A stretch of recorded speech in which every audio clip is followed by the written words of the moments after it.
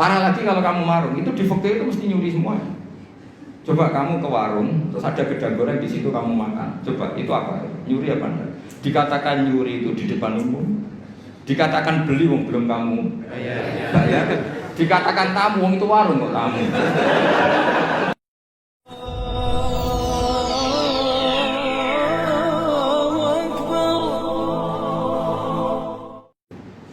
Faslun fil ihsan bil gharsi. Jadi ada orang nanam tanaman di mana saja, kemudian kata Rasulullah SAW ngendikane, "Ma min muslimin yagrisu gharsan illa kana ma ukila minhu shadaqatan wa ma suriqa minhu shadaqatan." Jadi Nabi itu kadang ngendikan, "Wa ma akala sabu fa walahu shadaqah." Tidak ada seorang mukmin atau muslim menanam satu tanaman, misalnya Anda menanam mangga di tengah hutan atau di tanah kamu sendiri. Kata Nabi, itu dimakan burung ya sedekah. Bahkan Nabi ngendikan ada yang mencuri juga sedekah. Maka sebetulnya sistem pencurian yang seperti itu sebetulnya bisa setengah-setengah dilegalkan. Tapi jangan mengajari mencuri. Tapi lagi-lagi jangan mengajari kikir juga. Karena sampai dikatakan mencuri itu juga karena yang punya ada. Makanya uniknya Nabi ngendikan wa ma suriqa minhu ya sedekah. Yang dicuri pun nanti berstatus sedekah. Tapi ya jangan mobil. Ya yang ringan-ringan. Itu kalau di kampung saya, umumnya kampung lah, masih di kampung. Di kampung itu ada adat unik. Kalau ada orang punya semangka banyak, kemudian ada tukang penggembala ngambil satu. Itu kalau ditaboi atau disalahkan, itu orang menyalahkan yang punya semangka. Wong kok medite ngono kok geger. Ada konsensus, ada apa? Jadi agama itu yang ngaramkan nyuri, tapi juga ngaramkan medit. Itu perlu dicatat. Coba sama lihat di kampung-kampung, ada orang punya 1 hektar atau 1 ladang, terus punya mangga banyak. Ada yang nyuri 1 digebukin, orang nyalakan siapa? Nyalakan yang gebukin, apa nyalakan yang nyuri? Nyalakan yang gebukin.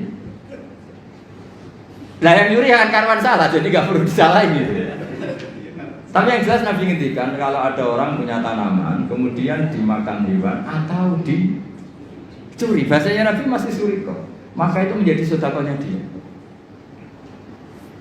Nah kemudian di fikih itu ada bab yang agak sensitif, namanya ulima ridho. Ulima ridho itu nggak pamit, tapi kira-kira yang punya pasti boleh, itu boleh. Wah kalau enggak semua dosen, semua kiai, semua santri pernah nyuri kalau itu. Karena gini, misalnya saya akrab, ya saya misalnya akrab sama seseorang, pas di kamar mandi misalnya. Terus saya pakai HP-nya karena penting tak pakai handphone. Itu nyuri apa pinjam? Enggak, jawab saja. Nyuri apa pinjam? Nyuri, enggak pamit. Tapi kalau dikatakan nyuri, nemen wong akrab gitu kok gitu aja kok.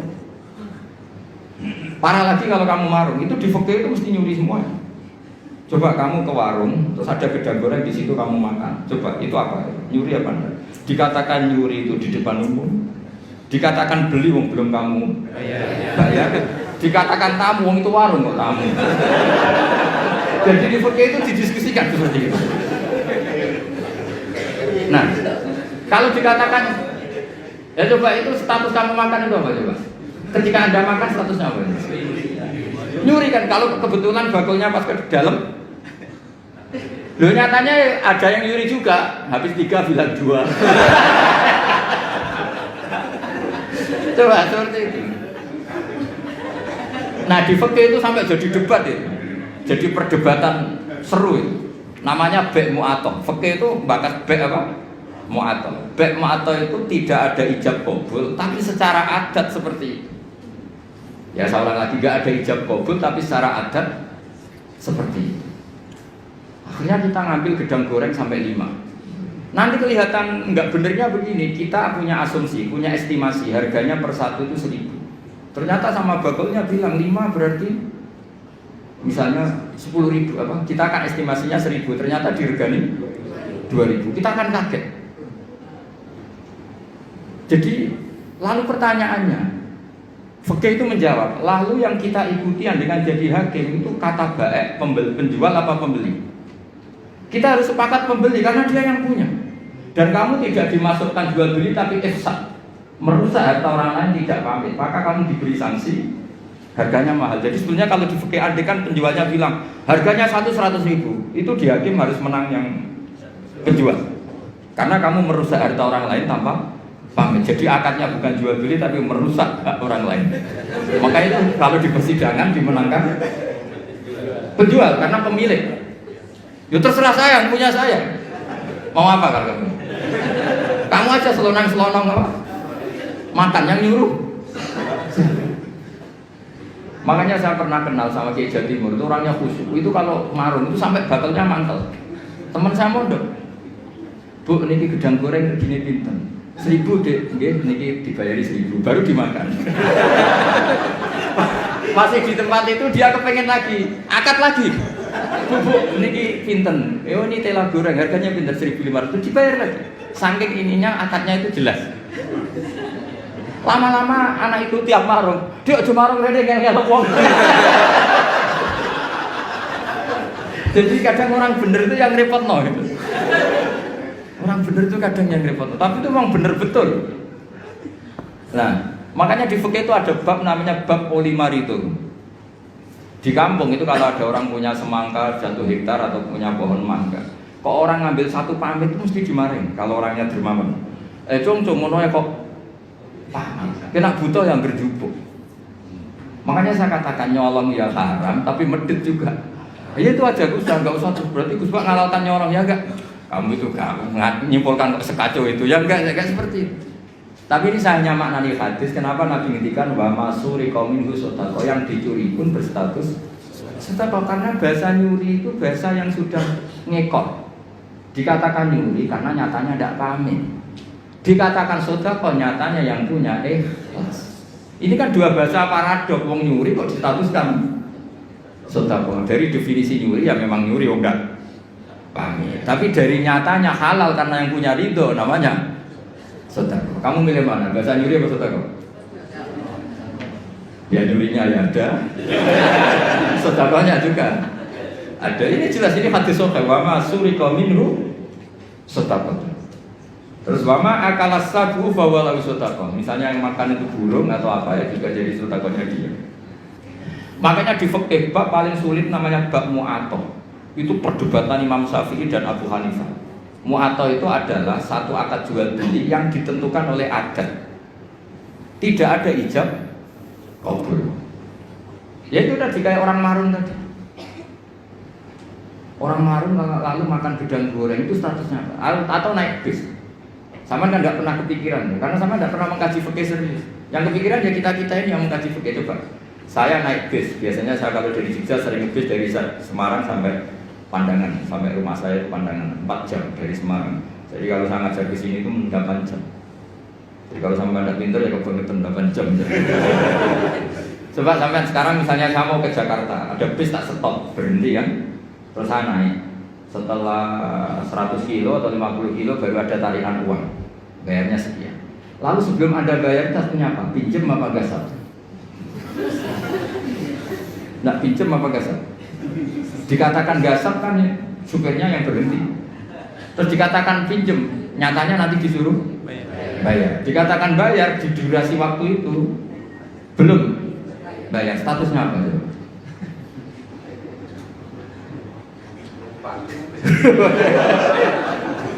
Lah kalau numpang begini, pas 50 kilo sebelum ditarik kondektor kamu turun. Jadi fikih itu punya sekian PR. Makanya di fikih itu mau tidak mau harus ada babun. Bab bagaimana transaksi sing ulima ridho, tidak ada akad yang verbal maupun eksplisit, tapi sudah diketahui kalau itu pasti ridho. Ya kayak tadi, namanya bagol, ada orang makan gedang goreng itu ya seneng karena dianggap aset, dianggap kepayon terus. Tapi yang makan ini masalahnya punya estimasi, yang mulai masalah kan punya estimasi. Kemudian nak sanggup pas 2.000 gitu, ternyata di luar juga ada harganya 5.000. Makanya kalau kita sebagai kiai, saya sering punya santri yang pedagang gitu, mesti pesan saya tolong tarif harga itu dikasih. Makanya kayak warung Padang, beberapa warung yang sudah gitu pasti didian dia itu disuruh apa nulis apa Tarik apa? Harga. Karena kalau akad-akatan terus kan capek ini yang bagulnya ini. Ampun tuh dia gua badin bener gedang goreng harganya berapa? 1.000 dibayar. Itu anaknya orang sufi. Saking sufinya bapaknya itu dulu era Waisel itu gak pernah diwasel. Karena bapaknya itu orang sufi. Nanti kalau Waisel itu uangnya ketukar sama uangnya orang lain, itu yang dikasihkan tidak uang saya tapi uangnya orang lain. Jadi kalau ngirim anak itu masih ada orang sufi itu. Kalau di UI kayaknya agak pernah ada. Sudah modern sekali. Sampai segitu karena takut uangnya itu ketukar. Yang kamu terima itu tidak uangnya bapak tapi uang orang lain. Coba seperti itu sah nggak coba? Misalnya wesel online, yang dikasihkan uang kamu apa uang orang lain? Boleh enggak? Itu kalau menurut teori profesional kan nggak boleh. Mau miliknya orang lain kok di. Yang menjadikan boleh karena apa? Ulima ridho, orang lain itu juga ridho karena terganti. Kalau kamu ngajukan kredit ke bank, uang yang dikasihkan kamu itu uangnya bank itu uang orang banyak. Pamit gak? Wah ini bisa panjang kalau secara fikih. Makanya fikih itu ada bab nanya bab ulima ridho, ada transaksi yang tidak eksplisit juga agak verbal, tidak ada ijab kabul, tapi ulima ridho. Kira-kira orangnya itu. Jika di kampung-kampung menurut saya adat itu bijak sekali. Kalau ada orang penggembala, tapi kalau dosen ya jangan, kalau kiai ya jangan. Itu kalau ngelak ya agar ngambil degan milik orang yang banyak. Jangan yang orangnya miskin punya pohon hanya satu, yang kira-kira punya banyak diambil.